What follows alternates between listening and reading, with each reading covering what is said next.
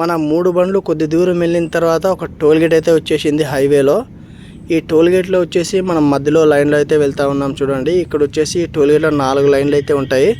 ఈ 4 లైన్లో మధ్యలో లైన్లో అయితే దూరాను నేను. ఇందులో మధ్యలో లైన్లో మనం వచ్చేసి లోడ్ ఏదైనా వెడల్పు ఉన్నప్పుడు మాత్రం ఈ మధ్యలో లైన్లో అయితే మనం వెళ్ళకూడదు. లాస్ట్ లైన్లో మనకి టోల్ గేట్కి కొద్దిగా వెడల్పు అయితే ఉంటుంది అనమాట, ఎరుగ్గా అయితే ఉండదు. అందులో అయితే వెడల్పు ఉన్న లోడు అందులో అయితే దాటుకుని వెళ్ళాలి. మనం లెవెల్గా ఉంది కాబట్టి మధ్యలో లైన్లో అయితే దూరేసాం. అలాగే ముందు పోలీసు వాళ్ళు అయితే చూడండి ఇక్కడ వైట్ డ్రెస్ వేసేసుకొని ఇక్కడ నిలబడ్డారు, బండి అయితే ఆపేశారనమాట. వీళ్ళకి వచ్చేసి మంత్లీ ఒక కార్డు అయితే తీసుకోవాలంట. 250, 300, 350 అట్లా కార్డుకి అయితే తీసుకుంటారు. ఈ కార్డు తీసుకుంటే మనం ఈ నెల లోపల ఇక్కడ ఎన్నిసార్లు అయినా తిరుగు ఎన్నిసార్లు అయినా రావచ్చు, మనకి వదిలేస్తారు. కార్డు తీసుకోకుండా నేను ఒక 50 అయితే ఇచ్చి నీకైతే వెళ్ళాను. 50 తీసుకోకుండా 100 రూపాయలు ఇస్తే వదులుతాను, లేకుంటే కార్డు తీసుకోవాలని చెప్పి అంటూ ఉన్నాడు అనమాట. అందుకే ఆన్లైన్ కేసు రాస్తాను నాకు, నువ్వు తీసుకో కదా అని చెప్పేసి ఏదో ఫోటో అయితే తీసేసుకున్నాడు బండి ముందుకు వచ్చి. ఇంకా చాలాసేపు అయితే ఆయనని బతిమలాడాను, చూడండి సార్ డబ్బులు లేవు అది లేదని ఏదో చెప్పాను, అయినా వినలేదు. సర్లే ఇంకేం చేద్దామని చెప్పేసి 100 రూపాయలు అయితే ఇచ్చేసాను. నేను కార్డు అయితే తీసుకున్నాను అనుకో, కార్డు తీసుకున్నా నాకు ప్రయోజనం అయితే లేదు. నేను నెలలో ఇదే రెగ్యులర్ ఇదే లైన్ అయితే తిరిగాను అనమాట. ఏ లైన్ తిరుగుతానో ఏ లైన్ లేదు మనకైతే తెలియదు.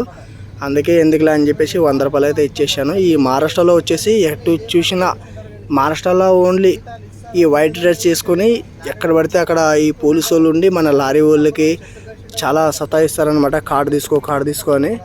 ఇలా ఉంటుంది మహారాష్ట్రలో. ఫస్ట్ టైం మన ఆదిన బండ్లు 2 బండ్లతో మనం మధ్యప్రదేశ్కి ఇలా జర్నీ స్టార్ట్ చేసేసాం. మహారాష్ట్రలో బీల్లో అయితే కలిసాయి 2 బండ్లు 14 టైర్లు డిఎంకే ఓనర్ బండ్లు అవి. ఇంకా మనం వాళ్ళతోటి జర్నీ ఎలా ఉంటుందో చూసుకుంటూ అయితే వెళ్దాం. ఇంకా మనకు వచ్చేసి జాళ్ళ మీద అయితే వెళ్ళాలి. ఇక్కడ స్ట్రైట్కి వెళ్ళామనుకో బ్రిడ్జి మీద ఔరంగాబాద్ వెళ్తుంది. ఈ బ్రిడ్జి కింద సర్వీస్ రోడ్లో వెళ్ళిన తర్వాత రైట్కి ఈ జాళ్ళ రోడ్లో అయితే వెళ్ళాలి. ఇది వరకు జాళ్ళ రోడ్ వచ్చేసి చాలా డేంజర్గా అయితే ఉండేదన్నమాట. సింగల్ రోడ్ ఉండేటప్పుడు దొంగలు ఎక్కువ కొట్టేవాళ్ళు ఈ రోడ్లో వచ్చేసి.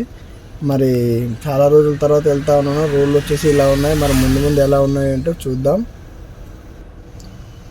స్టార్టింగ్ మనకి ఏదో ఒక ఊరైతే వచ్చేసింది.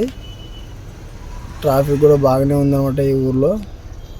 ఈ ముందు తుఫాన్ బండికి డీజిల్ అయిపోయినట్టుంది, బండి అయితే ఆగిపోయిందనమాట. అందులో ప్లాంజర్లు కూడా మనకి రోడ్డు క్లియర్ చేసేదానికి పక్కకి సైడ్ అయితే తోసేశారు. ఇంకా మనం ముందు చూసుకుని అయితే వెళ్తూ ఉన్నాం చూడండి. ఏ ఊరో ఏంటో తెలియట్లేదు. ఇక్కడ అన్ని పేరు వచ్చేసి హిందీలో అయితే రాశారు, మనకి అర్థం కాదు హిందీ వచ్చేసి. ఇంగ్లీష్లో ఏదైనా రాస్తే చూద్దాం అనుకుంటే ట్రాఫిక్ ఒకటి ఉంది కదా. సరే ఏదేమైనా మనం జాల్నాకి అయితే వెళ్ళాలి కాబట్టి వెళ్తూ ఉన్నాం. జాల్నాకి అయితే వచ్చేసాం. ఇంకా కరెక్ట్ 5 కిలోమీటర్లు అయితే ఉన్నాం మనం. చూసుకుంటూ అయితే వెళ్తూ ఉన్నాం. ఇంకొక విషయం ఏంటంటే ముందు మన బండి వెళ్తూ ఉంది కదా, అందులో పైప్ లోడ్ అయితే క్లియర్ కనిపిస్తూ ఉంది మీకు కూడా. ఆ పైప్ లోడ్ వచ్చేసి లోడ్ ఎత్తుకున్నప్పుడు మనకి ముందు వెనకాల గ్యాప్ అయితే ఉంటుంది. ఒక్కోసారి పైపులు చిన్నగా ఉంటాయి కాబట్టి అప్పుడు గ్యాప్లు ఉన్నప్పుడు ఏం చేయాలంటే మనం డ్రైవింగ్ చేసుకుని వెళ్ళేటప్పుడు సడన్గా బ్రేకులు అట్లాంటివి కొట్టుకోకూడదు. ఒకవేళ కొట్టామనుకో అవి ఏమవుతుందంటే సర్రమని వచ్చేసి మన క్యాబిన్ గుద్దుకొని క్యాబిన్ లోపలికి వచ్చేస్తుంది అనమాట. అందుకే అదొకటి. ఇంకొక విషయం ఏంటంటే బ్రేకర్లో ఏదైనా ఎక్కువ ఎగిరించుకుంటూ వెళ్తున్నామనుకో సైడ్లో వచ్చేసి సపరేట్గా కర్రలు అయితే పెట్టారు, కనిపిస్తుందా మీకు? Left side right side same అట్లా కర్రలు పెట్టి తాళ్ళు పెట్టి కట్టింటారు. ఆ బ్రేకర్లు ఎగిరించినప్పుడు ఏమవుతుందంటే పైపులు ఒకదాని మీద పెట్టారు కదా, ఆ కర్రల సాయంతో అయితే ఉంటుంది. అది బ్రేకర్లు ఎగిరినప్పుడు కర్ర ఎరిగిందనుకో పైపులు కింద ఊరికి పడే ఛాన్స్ కూడా ఉంటాయన్నమాట. అందుకే ఈ పైపులు అయితే చాలా జాగ్రత్తగా చూసుకుని అయితే వెళ్తూ ఉండాలి. జాలలో ముందుగా రైట్కి అయితే బండి అయితే కట్ చేసేసుకున్నాం. ఇక్కడ నుండి ఇంకా స్ట్రైట్గా వెళ్తూ ఉండాలి. టైం వచ్చేసి 8 అయితే అవుతా ఉంది. జాలా నుంచి మనం స్ట్రైట్గా చిక్లీ నుంచి బుల్డోనా తర్వాత ఇప్పుడు బుల్డోన్ దాటిన తర్వాత ఒక ఘాట్ సెక్షన్ అయితే తగిలింది. కాకపోతే ఘాట్ ఎక్కేది కాదు, మొత్తం డౌన్ అయితే దిగుతూ ఉండాలి. చాలా డేంజర్గా అయితే ఉందన్నమాట ఈ ఘాటు. చాలా చిన్నగా అయితే ఉంది రోడ్డు. అందుకే కొద్దిగా బండి ఆపుకొని కొద్దిగా చూసుకొని దిగుతూ ఉన్నాను. లెఫ్ట్ సైడ్ టైర్ ఏదైనా దిగిందనుకో అట్లే జిగబడిపోతుంది. రైట్ సైడ్ వచ్చేసి లోయ, మనకి లెఫ్ట్ సైడ్ కొండ అయితే ఉంది కాబట్టి అలా జిగబడిపోతుంది. రైట్ సైడ్ పొరపాటున ఏదైనా రోడ్డు మెత్తుకుందనుకో బండే లోయలో పడే లెక్కనైతే ఉందన్నమాట రోడ్డు. పగలైతే బాగా చూపించేవాడిని, అట్లే చెట్టు కూడా పచ్చగా సూపర్గా అయితే ఉంది. నైట్లో కదా లైటింగ్ సరిగ్గా కనపట్లేదు. సరే ఇంకా చూసుకుని అయితే వెళ్దాం. ఘాట్ అంతా దిగిన తర్వాత ఒక డాబా దగ్గర భోజనానికి అయితే నిలబెట్టాం. టైం వచ్చేసి 10 అయితే అవుతా ఉంది. మా అన్నోళ్ళ బండ్లో వంట అయితే చేసుకున్నారు. మన బండ్లో వంట ఏం చేసుకోలేదు, అట్లనే కంటిన్యూగా వచ్చాను అనమాట. ఎందుకంటే సింగల్ లేదు ఉంది కాబట్టి మళ్ళీ వంట చేసుకుంటే టైం అవుతుందని చెప్పి నేను ఆ వంట చేయకుండా అయితే వచ్చేసాను. మన ఆధార్ బండ్లో 2 బండ్లు చేస్తున్నారు, కాకపోతే వాళ్ళు కూడా కరెక్ట్గా అయితే ఉందనమాట. నేను కూడా అక్కడే తినేవాడిని, వాళ్ళు కూడా పిలిచారు ఇక్కడే తిందాం రా అని. ఇంకా వాళ్ళకే కరెక్ట్గా అయితే ఉంది, ఎందుకులే అని చెప్పేసి మేము డాబాలో వచ్చేసి ఇలా దాల్ ఫ్రై రొట్టె అయితే చెప్పేసుకున్నాం. సాయంత్రం తిన్నాం కాబట్టి ఏం పెద్దగా ఆకలి అయితే లేదు. ఇది తినేసి మళ్ళీ ఇక్కడి నుంచి జర్నీ అయితే స్టార్ట్ చేసేద్దాం. ఇప్పుడు వచ్చేసి కరెక్ట్గా మనం ముత్యానగర్లో అయితే ఉన్నాం చూడండి. పైన బ్రిడ్జి మీద నుండి మనం బ్రిడ్జి కింద సర్వీస్ రోడ్లోకి వచ్చి రైట్కి అయితే కట్ చేసేసుకోవాలి. బ్రిడ్జి మీద స్ట్రైట్కి వెళ్తే జలగావ్ వెళ్తుంది అనమాట. మనం ఇక్కడి నుంచి రైట్కి కట్ చేసేసుకుంటే మహారాష్ట్ర ఎంపీ బార్డర్ 25 కిలోమీటర్లు అయితే ఉంటుంది. బ్రిడ్జి కింద రాగానే పోలీసు వాళ్ళు చాలామంది అయితే ఉన్నారు చూడండి. ఇక్కడ వీళ్ళు పోలీసు వాళ్ళు వచ్చేసి ఎక్కువ లారీ వాళ్ళే టార్గెట్ చేస్తారనమాట. ఎక్కడికి వెళ్ళినా మహారాష్ట్రలో లారీ కనబడిందంటే అది అన్నీ కరెక్ట్గా ఉన్నా కానీ వీళ్ళకి 100-200 ఇట్లా డబ్బులు తీసుకునేంత వరకు వదలరు. పోనీ ఎందుకు ఇవ్వాలి సార్ అని చెప్పి మేము వాళ్ళని ప్రశ్నిస్తే ఆ తర్వాత సరే ఒక పని చేయి, బండి నువ్వు సైడ్ పెట్టి నీ బండి సరుకు సంబంధించిన బిల్లులు అలాగే నీ ఫైలు లైసెన్స్ అన్నీ తీసుకోరా, మా సార్ పిలుస్తారు, మా సార్కి చూపించి వెళ్ళిపో, ఏమి ఇచ్చేది అవసరం లేదనేది అయితే చెప్తారు. చెప్పిన తర్వాత సర్లే మనం కరెక్ట్గా ఉన్నావు కదా ఎందుకులే అని చెప్పేసి సైడ్ బండి ఆపి ఫైలు లైసెన్స్ అన్నీ తీసుకొని వాళ్ళ దగ్గరికి వెళ్ళి అవన్నీ చూపిస్తే ఆ తర్వాత వాళ్ళు ఒక గంటన్నర సతాయించి ఏదో ఒకటి లేదని చెప్పేసి లారీ వాళ్ళ దగ్గర డబ్బులు ఏదో ఒక రకంగా డబ్బులు తినేసి తర్వాత మళ్ళీ పంపించేస్తారనమాట. ఇంకా మనం అందుకే ఎందుకులే అని చెప్పేసి వాళ్ళకి సతాయిచ్చేది ఇట్లాంటివి చాలా చోట్ల జరిగాయి నాకు. అందుకని చెప్పేసి 100 రూపాయలు చేతిలో పెట్టేసి అక్కడ నుండి బయలుదేరేశాను. ఇలా ఉంటుంది మహారాష్ట్రలో పోలీసులది లారీ వాళ్ళకి టార్చర్ వచ్చేసి. ఎక్కడికి వెళ్ళినా మహారాష్ట్రనే కాదు, చాలా ఈ కర్ణాటకలో కూడా అంతే. కర్ణాటకలో కూడా అంతలోనే సతాయిస్తూ ఉంటారు. అన్ని కరెక్ట్గా కూడా వాళ్ళు కూడా ఏదో ఒక రూపంలో. మేమేదో బతుకు తెరువు కోసం పిల్లల్ని ఊరు వదిలి అన్నీ రాత్రి పగలు నిద్ర లేక ఎక్కడెక్కడో తిరుగుతాం, ఎక్కడెక్కడో ఇచ్చేసుకొని వెళ్తూ ఉంటాం. కాకపోతే మధ్యలో వీళ్ళు మాకి లారీ వాళ్ళకి సతాయిచ్చేది ఇలా ఉంటుంది అన్నమాట. పోలీసు వాళ్ళు కొద్దిగా చూసుకొని సార్ లారీ వాళ్ళు ఊరు విడిచిపెట్టి వచ్చింటాము. మొత్తానికి మహారాష్ట్ర బార్డర్కి అయితే వచ్చేసాం. దీన్ని దాటిన తర్వాత ఇంకొద్ది దూరం వెళ్తే మధ్యప్రదేశ్ బార్డర్ కూడా వచ్చేస్తుంది. ముందుగా మన ఆధార్ బండి కాట మీద వెళ్ళి ముందుకైతే వెళ్ళిపోయింది. మనమైతే కాట అయితే ఎక్కించబోతున్నాం. ఈ బార్డర్లో ముందుగా మనం కాట వేసుకొని ఇక్కడ ఈ రూమ్లో అయితే కూర్చుని ఉంటాడు అనమాట. ఇక్కడ కాటకు సంబంధించిన మనిషి ఆయన మన బండి వెయిట్ చెక్ చేసేసుకొని మన బండి పాసింగ్ ఎంత ఉండాలి ఎంత లేదు 12 టైర్ మంది వచ్చేసి 36,750 దాకా మనకి పాసింగ్ ఉందన్నమాట. ఆ వెయిట్ ఆయన కాటా స్లిప్ మీద కొట్టించి మనకు ఆ స్లిప్ అయితే ఇచ్చేస్తాడు. అందులో ఆ స్లిప్లో 12 టైర్ ఈ బండి అన్నట్టుగా ఆ స్లిప్ మీద అయితే ఇచ్చేస్తాడు. దాన్ని తీసుకొని మనం వచ్చేసి ఆర్టీఓ ఆఫీస్ దగ్గరికి వెళ్దాం. ఆ స్లిప్లో మనం అక్కడికి వెళ్ళిన తర్వాత స్లిప్ ఇవ్వాలి. స్లిప్ ఇచ్చిన తర్వాత వాళ్ళు 12 టైర్ ఏం లోడ్ అయ్యిందని చూస్తారో ఆ 12 టైర్ లిమిట్ ఎంత ఉంది పాసింగ్ అని చెక్ చేసుకొని అప్పుడు వాళ్ళు నిజాయితీగా బండి అయితే వదలరు. చూసి చెక్ చేసి వాళ్ళు కూడా బండికి ఇంత 12 టైర్కి వచ్చేసి మన బండికి 700 అయితే తీసుకుంటారు. మరి 14 టైర్కి దానికి ఒక రేట్ పెట్టింటారు, టాలర్కి ఒక రేట్ పెట్టింటారు, 16 టైర్కి దానికి ఒక రేట్ పెట్టింటారు. ఇట్లా ఫిక్స్ చేసుకుని ఉంటారు అన్నమాట. ఈ బార్డర్ చెక్ పోస్ట్ ఆర్టీఓ వాళ్ళు వచ్చేసి వాళ్ళకి మా లారీ వాళ్ళు డబ్బులు రోజు ఎన్ని లక్షలు అవుతావో ఏమో తెలియదు కానీ కొన్ని 100,000 లారీలు తిరుగుతూ ఉంటుంది. కాటాలు బార్డర్లు పాస్ అవుతూ ఉంటుంది. డబ్బులు అన్నీ ఎక్కడికి వెళ్తావో ఏంటి లేదు అసలు అర్థం కాకున్నట్టుగా ఉంది ఇది. అన్నీ మరి గవర్నమెంట్కి అన్నీ కరెక్ట్ కడుతూనే ఉంటాం. మనం ఇన్సూరెన్స్ కడతాము, ట్యాక్సులు కడతాము, మళ్ళీ హాలిడే పర్మిట్ కడతాము, అన్నీ తిరిగేదానికి అన్నీ కట్టి అయినా మరి డబ్బులు ఈడ బార్డర్ చెక్ పోస్ట్ ఆర్టీఓలకి డబ్బులు పంచుకుంటూ అయితే పోతూ ఉండాలి. ఏదైనా మాట్లాడితే మరి అదో తలకాయ నొప్పి. ఇంతమంది తిరుగుతూ ఉన్నారు, నువ్వు ఒక్కడే రూల్స్ మాట్లాడతావా అన్నట్టు ఉంటుంది అనమాట. ఇది మన లారీ వాళ్ళ పరిస్థితి. Hi, good morning friends. మనం బరంపూర్ దాటిన తర్వాత అంటే ఎంపీ బార్డర్ అదల్లా దాటుకున్న తర్వాత ముందు వంట గింట అనేది చేసుకున్నాం. తెల్లవారుజామున 5 అయితే అయింది అనమాట. ఫుల్ నిద్రమత అయితే వచ్చేసింది. ఇంకా పడుకొని మన హుషేన్ బాయ్ వచ్చేసి మొత్తం వంట ఏముందో అంత వంట అయితే చేసాడు. అన్నీ సర్దుకుంటున్నాం. మళ్ళీ ఇక్కడి నుంచి జర్నీ అయితే స్టార్ట్ చేయబోతున్నాం అనమాట. అలాగే మనతో పాటు వచ్చిన బండ్లు వచ్చేసి వాళ్ళు వచ్చి ఎక్కడో ముందు 30 కిలోమీటర్ దూరం వెళ్ళి వాళ్ళు కూడా అక్కడ వెళ్ళి పడుకున్నారంట. ఇంకా మన వాళ్ళు వచ్చేసి నైట్ 5 గంటల వరకు నేను బండి అయితే నడిపాను. ఆ తర్వాత ఇంకా నా వల్ల కాలేదు, పెట్టి పడుకున్నాను. ఇవాళ వచ్చేసి వంట, మన బండిలో వంట చేసుకునే సామాన్లు అయితే చూడండి. ఇక్కడ అన్ని డబ్బాల్లో అయితే నించి పెట్టుకున్నాను అనమాట. కారము, ఉప్పు, పసుపు, జీలకర్ర, బ్యాళ్ళు, వేరుశనక్కాయలు అన్నీ చాలా అయితే పెట్టేసుకున్నాను. ఇలా డబ్బాలో అన్నీ పెట్టేసుకుని దీనికి ఒక బాక్స్ మాదిరి డబ్బా అయితే తీసుకున్నాను. ఇలా డబ్బాలో పెట్టేసుకుని మనం మూత చూడవచ్చు మీరు కూడా. ఇలా మూత ముచ్చేసుకుంటే తర్వాత మన పని అంతా అయిపోయిన తర్వాత ఎక్కడైనా ఒక చోటు పెట్టేసుకొని సర్దుకోవచ్చు. మనకు కూడా ఎక్కువ డస్ట్ పడుకోకుండా, డబ్బాలు అన్నీ గలీజ్ కాకుండా నీట్గా అయితే ఉంటుందని చెప్పి నేను ఇలా డబ్బా అయితే తీసుకొని ఇలా మనం వంట చేసుకునే సామాన్ అని ఇలా అయితే పెట్టేసుకున్నాను. ఎలా ఉంది ఫ్రెండ్స్? పప్పు అన్నం అయితే చేసుకున్నాం అనమాట. పచ్చిమిరకాయల పప్పు అన్నం. ఇంకా నిన్నంతా హోటల్లోనే తింటూ అయితే వచ్చేసాం. ఇవాళ నేను పడుకుని లేచే లోపల మన హుషేన్ భాయ్ పప్పు అన్నం అయితే పెట్టేశాడు. ఎందుకంటే ఆయన ఎక్కువ బయట ఫుడ్ అయితే తింటారనమాట. అందుకే వంట చేసుకుందామని చెప్పి లేచే లోపల ఆయన అయితే వంట అయితే చేశాడు. చూద్దాం ఎలా ఉందో.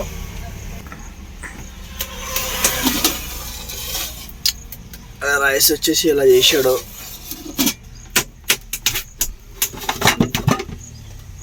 పప్పు, పచ్చిమిరకాయల పప్పు. మనమే కదా బండిలో కాబట్టి ఎలా ఉన్నా తినేస్తాం అనమాట. వంట రాకపోయినా ఉప్పు ఎక్కువైనా తక్కువైనా చూసుకొని నేర్చుకోవాలన్నమాట. మొత్తానికి ఇంకేదో మన ఫుడ్ కాబట్టి మన ఏరియాలో తిన్నట్టయితే ఉంటుంది, ఇక్కడ అయితే తినలేం. అందుకే ఇట్లా వంట అయితే చేసుకొని తినేస్తాం అనమాట. తిని బయలుదేరదాం. నైట్లో వచ్చేసి మనం ఇక్కడే తెల్లవారుజామున 5:30 ఆ టైంలో ఇక్కడ చెట్టు కింద పక్కన డాబాను, అలాగే ఇక్కడ హెచ్పి బంక్ కూడా ఉందన్నమాట. సేఫ్టీ ప్లేస్లో బండి అయితే పెట్టేసుకొని పడుకున్నాను. ఇప్పుడు మళ్ళీ జర్నీ అయితే స్టార్ట్ చేసేద్దాం. టైం వచ్చేసి కరెక్ట్ మనకి ఇప్పుడు 10 అయితే అవుతా ఉంది. బయలుదేరేసాం ఇప్పుడే. ఇక్కడ నుండి మనకు 25-30 కిలోమీటర్ల దాకా అప్ డౌన్ అంతా టేకాల్ రోడ్ అనమాట. ఫారెస్ట్ కూడా ఉంటుంది. ఇంకా జర్నీ ఇక్కడ నుంచి మనకు సాగదు, చూసుకుని అయితే వెళ్దాం. అలాగే మనతో పాటు వచ్చిన బండ్లు నైట్లో కలిసి అయితే వచ్చేసాం బార్డర్ దాకా. బార్డర్లో వచ్చేసి ఆంధ్ర పర్మనెంట్ ఏదో బండిలో పేపర్ లేదని చెప్పేసి వాళ్ళు ఆర్టీఓ చెక్ దగ్గర బండి అయితే ఆపేశారు. ఇంకా నేను అక్కడే లేట్ అవుతుందని చెప్పేసి నేను ముందుకు వచ్చి అక్కడ ఎక్కడైనా పడుకుందామని చెప్పి నేను అక్కడి నుంచి బయలుదేరేసి ముందుకైతే వచ్చాను. వచ్చిన తర్వాత ఇలా చూపించాను కదా మీకు, అక్కడ పడుకొని ఉన్నారనమాట. ఆ తర్వాత నైట్లో వాళ్ళు మాట్లాడించి వెళ్ళిపోయారు. కాకపోతే మనం డ్రైవింగ్ చేసి మళ్ళీ వాళ్ళతో పాటు జర్నీ చేయాలంటే మన వల్ల కాలేదు. అందుకే అక్కడే పడుకుంటూ పోయాను అనమాట. ఆ బండ్లు వచ్చేసి ముందు 30 కిలోమీటర్లు వాళ్ళు కూడా నైట్లో పడుకొని ఇప్పుడే బయలుదేరారని అయితే చెప్పారు. వాళ్ళకి మాకు 30 కిలోమీటర్లు 20 కిలోమీటర్లు తేడా అయితే ఉంటుంది. ఇక్కడ ఘాట్ అంతా దిగిన తర్వాత ఇలా హైవే ఇచ్చిన తర్వాత ఈ హైవేలో లెఫ్ట్ సైడ్ మనం కట్ చేసుకొని కార్గోన్ అని చెప్పేసి ఊరైతే వచ్చేస్తుంది. మనకి బ్రిడ్జి ఏదో రిపేర్ ఉంది, పడిపోయింది అని చెప్పి మనం అనుకున్నాం కదా. ఈ పైన బ్రిడ్జి పైనుంచి స్ట్రైట్కి వెళ్తే ఈ రోడ్లోనే మనకి ముందు ఎక్కడో బ్రిడ్జ్ అయితే ఇంకా రిపేర్ అయితే చేస్తూ ఉన్నారు. దానివలన మనం ఇక్కడ నుంచి లెఫ్ట్ సైడ్ కట్ చేసేసుకొని కోరేగాన్ అని చెప్పేసి ఊరైతే వచ్చేస్తుంది. అక్కడి నుంచి అయితే వెళ్ళాలి. మామూలుగా మనం వీటి నుంచి స్ట్రైట్కి వెళ్తే ఇక్కడ నుంచి ఇంకొక ఇండోర్ వచ్చేసి 100 కిలోమీటర్ అట్టయితే ఉంటుంది అనమాట. ఇప్పుడు మనం 100 కిలోమీటర్లు రౌండ్ వేసుకుని అయితే ఈ రోడ్లో అయితే వెళ్తూ ఉండాలి.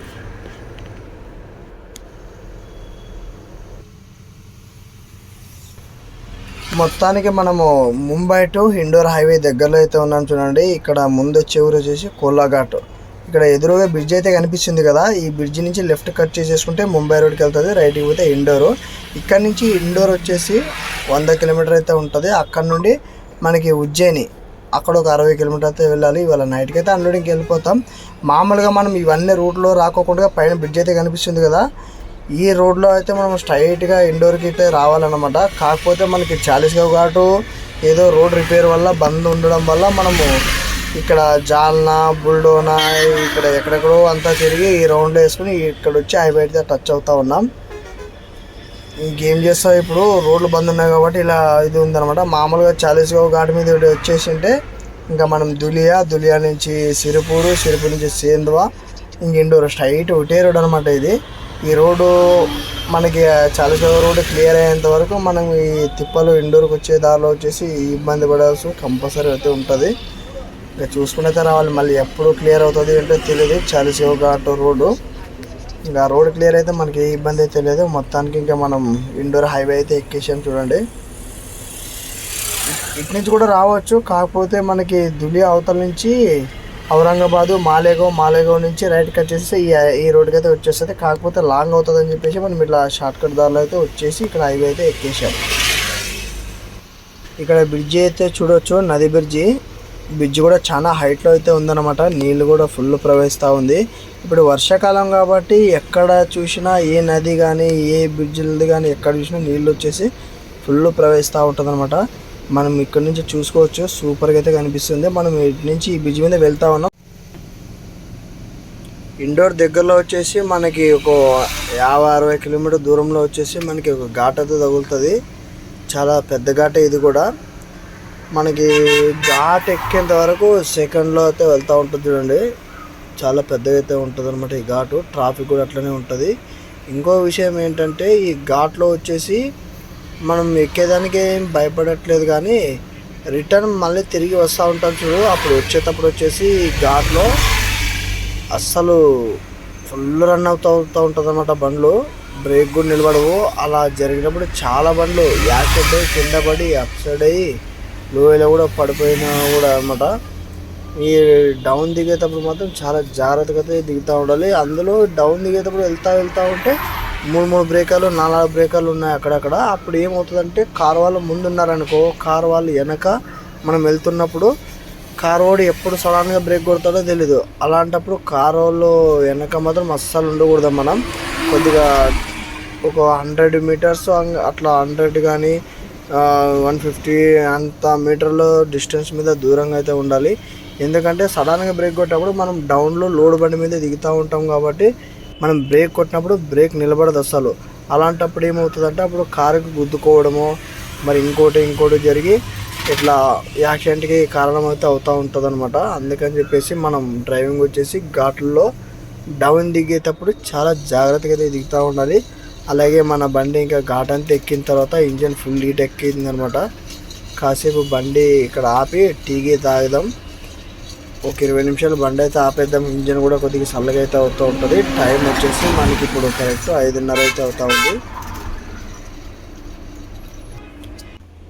డాబా దగ్గర అయితే ఆపాము చూడండి. చాలా బండ్లు అంతా అప్ ఎక్కిన తర్వాత అట్లా డాబా దగ్గర అట్లా టీ దానికి ఇంకో దానికి అట్లా ఆపింటారు. మనకు కూడా ఎలాగో టైం అయింది. ఇంకా గ్లాసెస్ క్యాబిన్ క్లీన్ అంతా క్లీన్ చేసేసుకొని ఇంకా టీ తాగి మళ్ళీ నెమ్మదిగా మనం ఇక్కడ నుంచి జర్నీ స్టార్ట్ చేసేసుకుంటే సరిపోతుంది. ఇక్కడ నుంచి ఇండోర్ వచ్చేసి ఇంకా కరెక్ట్గా మనకి ఒక 30 కిలోమీటర్లు అయితే ఉంది. ఇంకా తర్వాత ఇంకా నైట్కి ఏ టైంకి వెళ్తామో చూద్దాం. ఒకసారి టీ తాగి ఇక్కడ నుంచి బయలుదేరదాం. డాబా సూపర్గా ఉంది కదా డాబా. నెమ్మదిగా చీకటి కూడా పడుతూ ఉంది. మనం జర్నీ అయితే స్టార్ట్ చేసేసాం. ఒక 20 నిమిషాలు డాబా దగ్గర ఆపామన్నమాట. ఇంజన్ చల్లారాక మళ్ళీ ఇప్పుడే జర్నీ స్టార్ట్ చేసేసాం.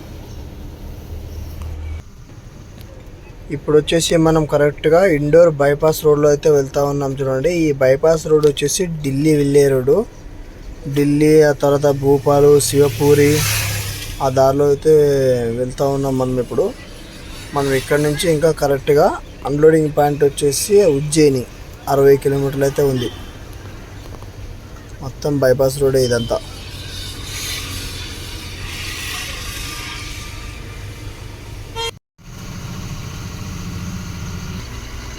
सीधा जाने का कितना दूर जाने का? सीधा कितना दूर जाने का? 5 किलोमीटर. ठीक. नो एंट्री कुछ नहीं ना? कुछ नहीं. 5 किलोमीटर वहीं पहुंच जाएंगे घंटे में. ठीक. నిన్న నైట్ మనం ఉజ్జయిని ఇంకా 15 కిలోమీటర్లలో ఒక టోయిలెట్ దగ్గర నైట్ అయితే పెట్టేసుకున్నాం. నైట్ ఇంకా మనం ఇక్కడ వచ్చిన తర్వాత ఎవరు కాల్ చేసినా పార్టీ వాళ్ళు ఆన్సర్ అయితే చేయరు అనమాట. అందుకని చెప్పేసి మనం ఊరు బయటే పాడుకొని మార్నింగ్ లేచి మనం అడ్రస్కి అయితే గైడ్ని పిలుచుకుని అయితే వెళ్తూ ఉన్నాం.